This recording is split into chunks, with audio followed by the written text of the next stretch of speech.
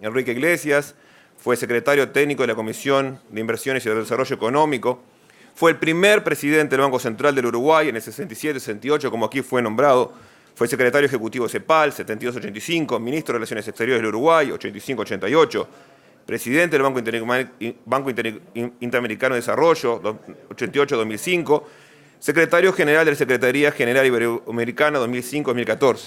Bueno, buenos días, muchas gracias por la invitación. Felicitaciones al Banco Central por haber promovido este libro sobre la historia del banco. Felicitaciones también, por supuesto, a esta universidad que siempre presta una especial atención a este tipo de difusión de los conocimientos sobre estos temas. Y voy a ser muy breve porque ya hemos oído unas excelentes exposiciones de los presentadores que nos han precedido en la palabra. Felicitar a los autores del libro. Realmente yo coincido con lo que decías recién, que realmente es un libro muy informado, muy bien escrito, muy comprensivo. Es una gran contribución a la historia. Ahora mismo estamos escribiendo algo parecido a esto con respecto a las cumbres iberoamericanas. Y yo tuve pudor de ponerle historia, pusimos contribución a la historia, porque en el fondo la historia se va escribiendo y cuando uno toma perspectiva y a la distancia, como decía Morán, adquiere ribetes distintos. Es decir, es curioso, pero es así, y esa es la riqueza un poco de mirar a la historia en la perspectiva de largo plazo. Pues lo que se está haciendo aquí es una inteligente contribución de gente que ha vivido estos problemas a la historia del Banco Central. Yo comenzaría por decir algo que ya fue mencionado por Odone. Yo creo que el país debe estar orgulloso de esta institución.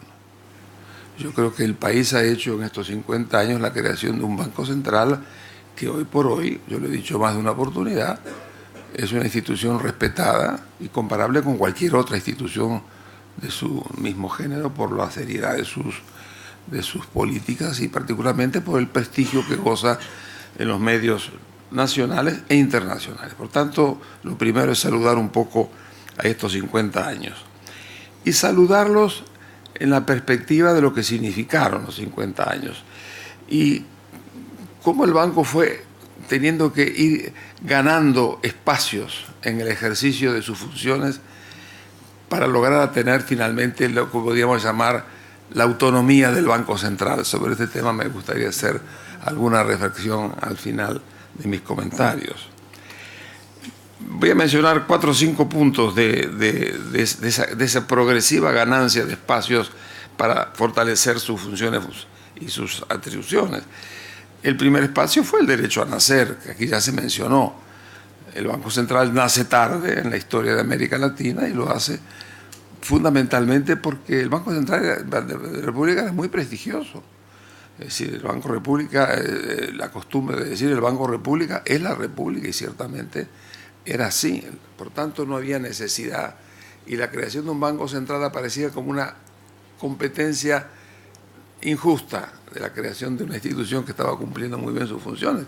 Y con la creación del Departamento de Emisión se creó una especie de pontificado. Yo me acuerdo cuando era banquero privado, ir con las listas de los descuentos, el examen que se hacía era ir a hablar con el presidente del departamento, el director del Departamento de Emisión, era como ir a hablar con un obispo, ¿no? Uno tenía que sentarse, se miraba documento por documento, la calidad del documento, era realmente, pero era muy serio.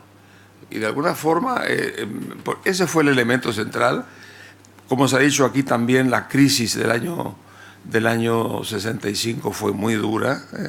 Detrás de esa crisis hubo la famosa misión refinanciadora que yo integré, presidida por Wilson Ferreira, para reponer ante el mundo la cara de un país que sorprendía. En esa época no pagar era una mala costumbre. Después se convirtió en un hábito en el mundo, pero en aquel momento no pagar, que el Banco Central no pagara $8 millones al CHEI, pues es una cosa, sobre todo cuando tenía 250 millones de dólares de oro, es una cosa, fue difícil de explicar todo aquello en Estados Unidos, y en inglés era peor. Entonces, pero el banco fue de alguna manera, esa crisis fue muy importante. La propia coyuntura de CIDE fue importante porque logramos meter un montón de ideas que coincidieron con una reforma del banco, de la Constitución, y los constituyentes tomaron muchas cosas que se proponían en la CIDE, entre ellas el Banco Central. Nardone ayudó, el ruralismo ayudó postulando el Banco Central, fue uno de los elementos que algo que tuvo que ver. Pero en fin, el banco nace, fue un nacimiento difícil y como se dijo aquí, sin edificios, sin carta orgánica, pero con una ley de emergencia que deberíamos de alguna manera destacarla. La ley de emergencia que hicimos en los primeros 6 meses del banco y donde tuvo un papel muy importante Maggi, Corseñac y Bukele, yo trabajamos ahí. Fue una ley muy bien recibida. Yo creo que pocas leyes pasaron por el Parlamento con tanto apoyo. Yo no sé si hubo una adecuada comprensión de la ley, pero lo cierto es que la ley pasó y duró 28 años, que tampoco estaría tan mal cuando uno mira así en perspectiva histórica. El derecho a nacer fue un derecho que se fue confirmando en todo ese tiempo. Yo creo que eso es la primera historia de ese nacimiento. También es cierto que se generó un espíritu de cuerpo en la institución muy interesante. La herencia de los jóvenes, de los muchachos del departamento de misión, llevó al banco un cierto espíritu de cuerpo, de estar nacimiento algo novedoso, algo importante. Yo creo que ese espíritu yo quería recordarlo simplemente como lealtad, quien fueron todos los compañeros del momento. Entonces, ese es el primer elemento. El segundo elemento, una segunda cosa que quiero mencionar es cómo el banco tuvo que luchar para ganar espacio frente a convicciones muy arraigadas en la política y en la sociedad.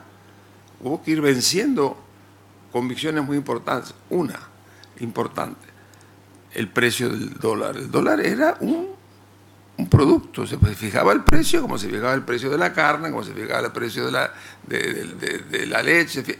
Era el derecho del Estado fijar el precio.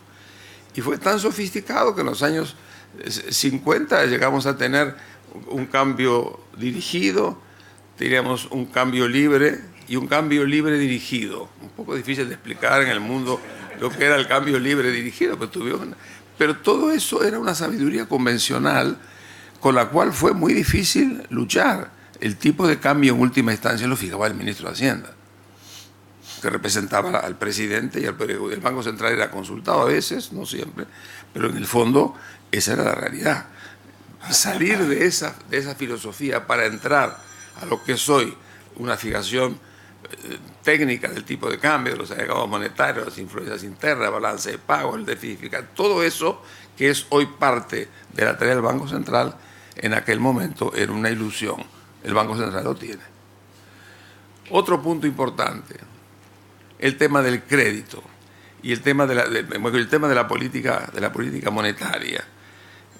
También estaba muy ligada por aquel dicho que era muy generalizado. La emisión era un tema, había una emisión orgánica y una emisión inorgánica. La emisión orgánica era financiar la producción, la inorgánica financiar el Estado.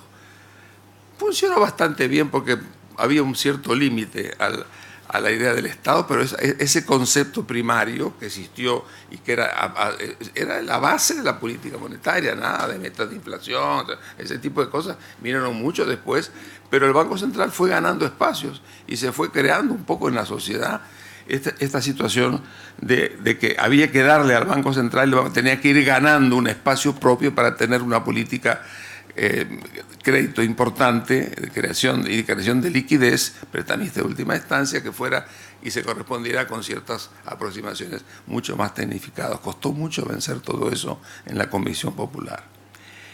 El otro tema importantísimo se venció y que yo creo que el Banco Central ganó un espacio muy grande fue todo lo que tuvo que ver con el saneamiento del sistema bancario. El país generó un sistema bancario totalmente fuera de control, desproporcionado, y entrarle a ese tema sobre la base de las cosas que llegaron aquí fue una tarea bien complicada y que llevó muchos dolores, grandes crisis, pero el Banco Central mientras tanto fue afinando sus mecanismos para llegar a tener hoy en día un sistema de regulación financiera y regulación del sistema bancario realmente al nivel de cualquier otra relación en el mundo. Yo creo que tenemos que sentirnos muy complacidos con lo que se ha logrado hacer y cómo se fueron ganando esos espacios a lo largo del tiempo. Otro tema que también fue ganando espacio fue últimamente una cosa que hay que mencionar. El hecho de que el país haya en este momento aceptado pacíficamente que hay que entrar en los acuerdos internacionales del control de movimientos de capital y que el tema del secreto bancario es un tema que está sometido a los principios y acuerdos internacionales, fue un hecho de un enorme coraje. Eso hubiera sido inimaginable cuando es decir, tocar o dar una información sobre los movimientos de capitales a ninguna autoridad judicial del mundo era algo totalmente fuera del control. Bueno, el país ha ido avanzando en los últimos años, se aceptó entrar en lo que tiene que ser así. Un país forma parte de un sistema internacional y aunque el tema es todavía hoy debatido, es una cosa muy importante que si queremos tener un banco serio tenemos que formar parte del sistema internacional de control de capitales, ese momento en que esos capitales se mueven con todo tipo de tendencias, crímenes y ocultación que son realmente grandes peligros de la humanidad. Eso también fue una forma que se fueron desmoronando ciertos principios que estaban que eran válidos en la sociedad y que sin embargo se fueron logrando. Por tanto, dicho esto, yo diría al final, un poco para empezar a finalizar, yo creo que el banco fue ganando la autoridad y la competencia, que después la Carta Orgánica lo fue regulando mucho más, pero que de alguna manera le permitió ejercer sus funciones con la autoridad que hoy tiene. Y hubo en ese largo camino, ese camino de la ruta hacia la autonomía, hechos muy importantes que también se mencionaron. Esta fue la única institución que formó a su gente en el exterior. Es decir, hay que decir que eso Ramón Díaz y Gil Díaz fueron muy importantes en encarar ese tema que a mí ya en aquel momento me parecía admirable, que realmente formara y entrenara en doctorados a sus propios funcionarios y otros. Fue realmente un hecho significativo, así que el banco fue pavimentando la utilización de los instrumentos a través de esta forma como se generó la formación de los recursos humanos que hoy tiene el banco y que es un banco en manos técnicas muy competentes.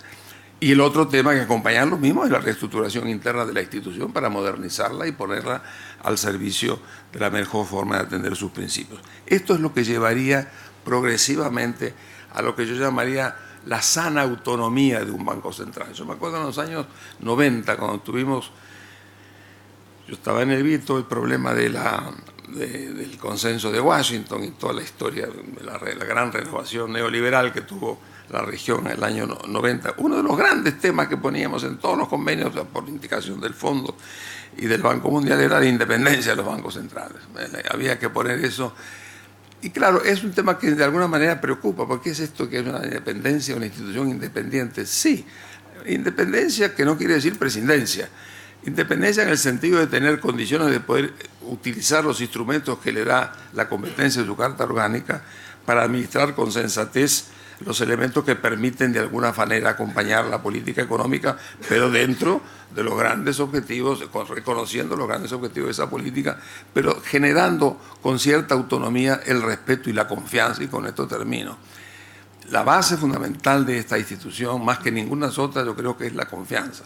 Nosotros tuvimos una experiencia mala con la famosa devaluación del 68, porque no nos fue bien en la forma como se administró aquello, claramente. Yo no creo que fue un tema delictivo, fue un tema básicamente del manejo un poco coloquial de todo aquello, y eso generó una crisis de confianza que destruyó la capacidad del banco de seguir financiando y avanzando hasta bastante después. De manera que yo creo que el tema confianza, el tema que siempre maneja con tanta autoridad Ricardo Pascale, pues es fundamental para esta institución. Y para llegar a tener confianza hay que tener los instrumentos, hay que tener la experiencia y una política de sana autonomía, que no significa, como digo, separarse del país, sino estar dentro del país, pero con un ejercicio propio de que son sus competencias y que las ejerce de forma técnica y correcta. Nada más.